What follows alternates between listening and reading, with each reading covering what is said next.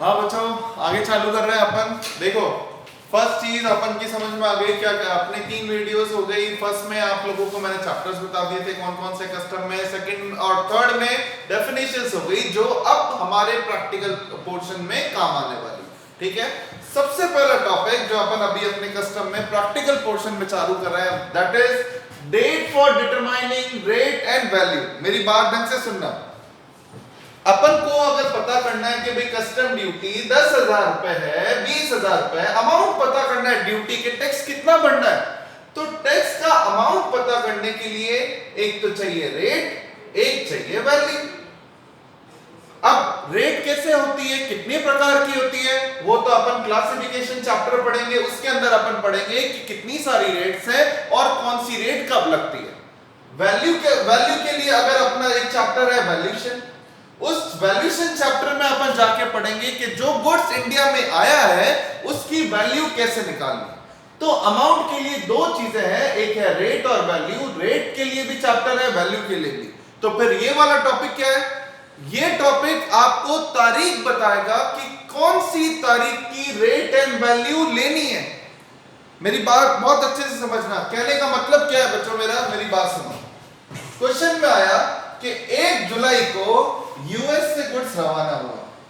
US में अंदर जो मैन्युफैक्चरर है उसने बोला मैंने मेरे यहां से 1 जुलाई को गुड्स रवाना कर दिया। ठीक है, 1 जुलाई को गुड्स रवाना हो गया। आगे 3 जुलाई को आपका उसके एक्सपोर्टर के पोर्ट को क्लियर कर दिया। 7 जुलाई को इंडिया के पोर्ट को 12 नॉटिकल माइल क्रॉस कर गया और 9 जुलाई को गुड्स इंडिया में आया और 10 जुलाई को गुड्स आपने इंडिया से छुड़वा लिया। तो आपके 4-5 तारीख इन्वॉल्व हो गई। 1 तारीख को रवाना हुआ, 31 जुलाई को उसके पोर्ट को क्लियर किया, 7 जुलाई को इंडिया के पोर्ट पे आया, 9 जुलाई को उसमें गुंडे छुड़वाया और 10 को पेमेंट किया।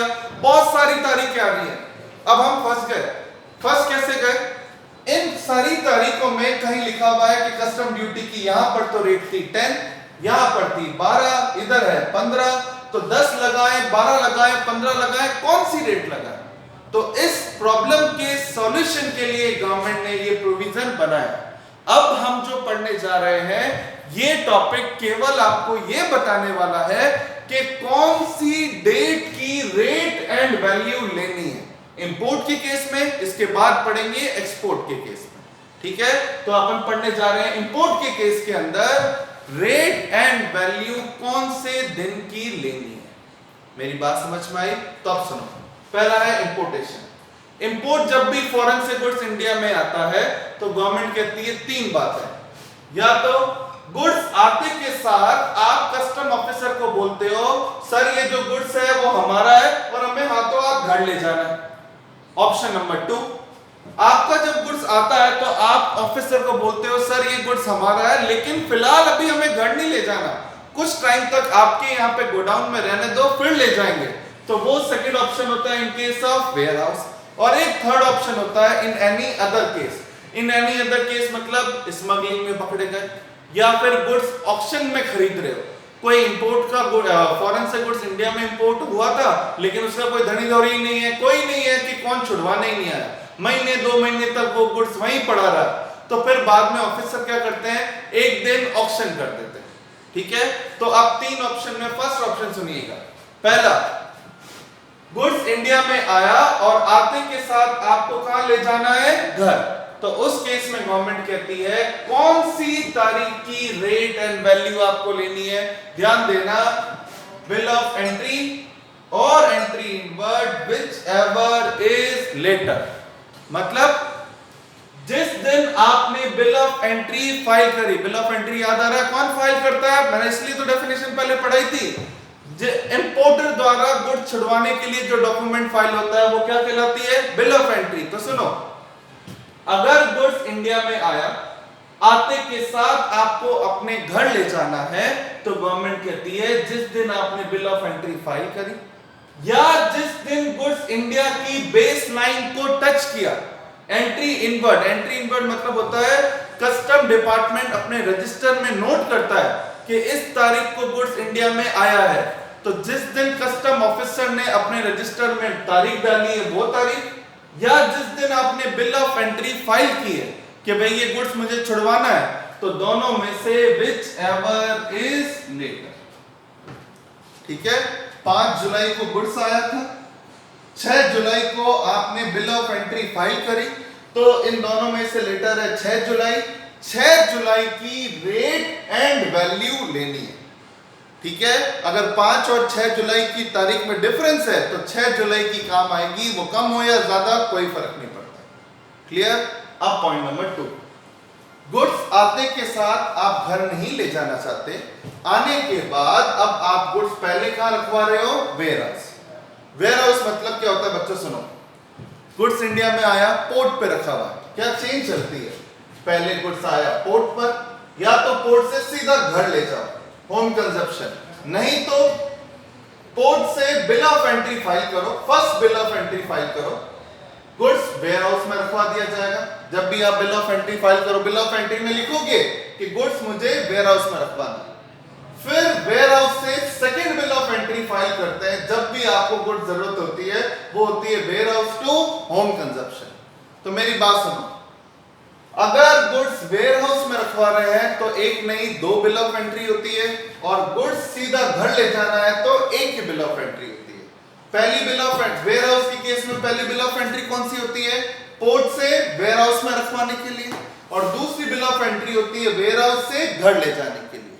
ठीक है, 2 बार माथापच्ची करनी पड़ती है। तो गवर्नमेंट कहती है जब वेयर हाउस से गुड्स आप ले जाने आओगे तब टैक्स पे करोगे, टैक्स पे करोगे तो उस दिन की रेट एंड वैल्यू चाहिए। किस दिन की रेट और वैल्यू कम आएगी? Second bill of entry. मतलब आपके एग्जाम में आया, गुड्स इंडिया में 8 जुलाई को आया था, फर्स्ट बिल ऑफ एंट्री 9 जुलाई को फाइल करी, सेकेंड बिल ऑफ एंट्री 10 जुलाई को फाइल करी, ऑर्डर 11 जुलाई को निकला। आपको 10 जुलाई की रेट एंड वैल्यू लेनी है for determining amount of duty. Clear.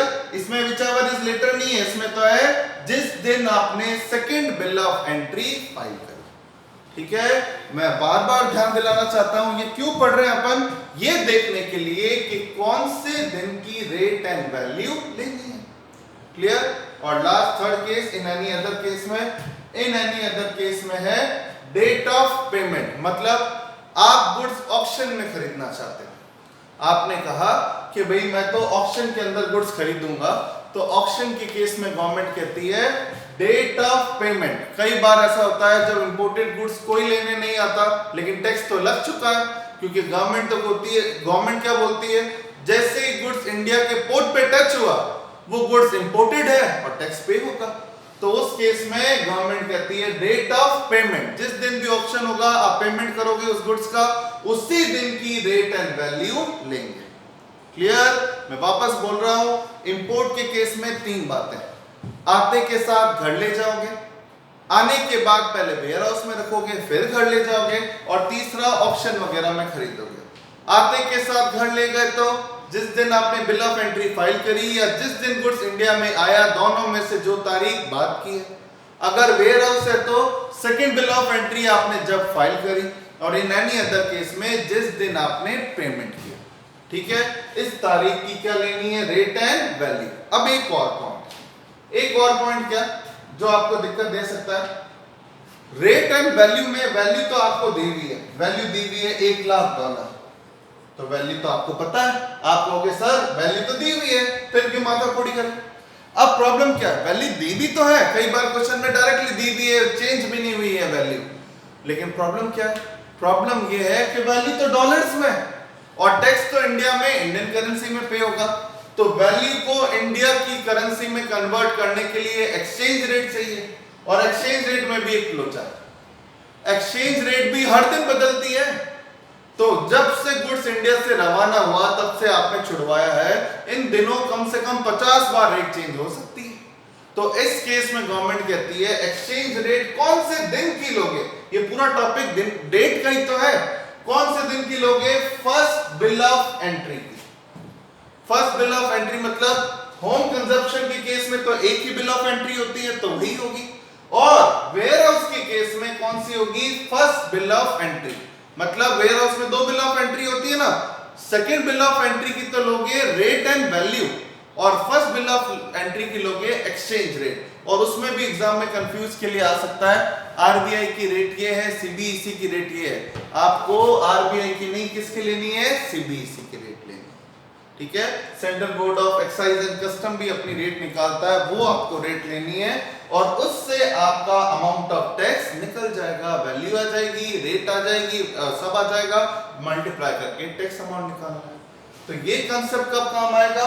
In case of import काम आएगा आपके। क्लियर हो रहा है? ये समझ में आया? ये तो था टॉपिक इंपोर्ट का। अब सुनो, इंपोर्ट के बाद आता है एक्सपोर्ट। एक्सपोर्ट में इतनी माथापच्ची नहीं है। माथापच्ची इसलिए भी नहीं है कि ज्यादातर टैक्स पे होता भी नहीं है, और दूसरी चीज, एक्सपोर्ट के केस में वेयर हाउस वाला सिस्टम नहीं होता।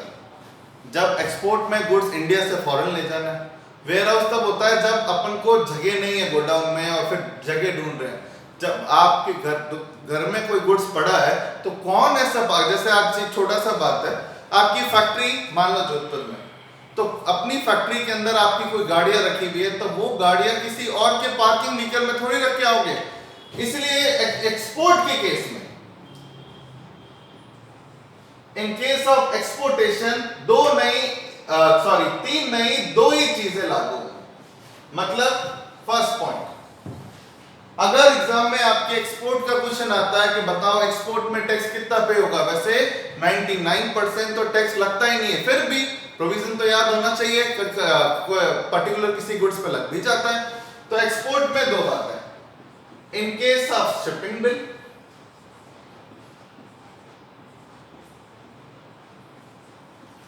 और B point in any other case.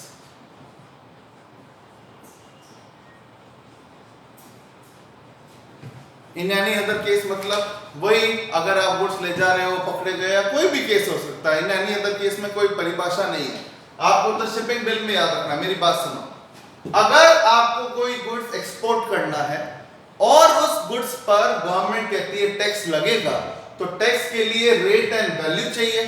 तो ये रेट एंड वैल्यू कौन से दिन की होगी? यहां गवर्नमेंट ने कहा है डेट ऑन विच, ये वो तारीख होगी, order pass by clearing officer. Order pass by clearing officer. Officer ने जिस दिन ऑर्डर पास किया कि हाँ आज आप ये गुड्स ले जा सकते हो, तो जिस तारीख का ऑर्डर होगा ना, उस तारीख का शिपिंग बिल देखना है, ना 12 नॉटिकल माइल देखना है। ऑफिसर ने जिस दिन ऑर्डर पास किया कि हाँ आप गुड्स को फॉरेन भेज सकते हो, उस तारीख की रेट एंड वैल्यू लेनी है। और इन एनी अदर केस में तो वही है, डेट ऑफ पेमेंट, उसमें कुछ अलग नहीं है।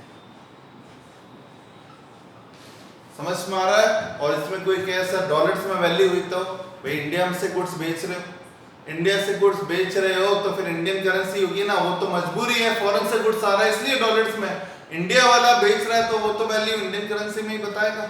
तो मेन बस क्या याद रखना है एक्सपोर्ट के केस में, जिस दिन प्रॉपर ऑफिसर ने ऑर्डर पास किया फॉर क्लियरेंस, ठीक है।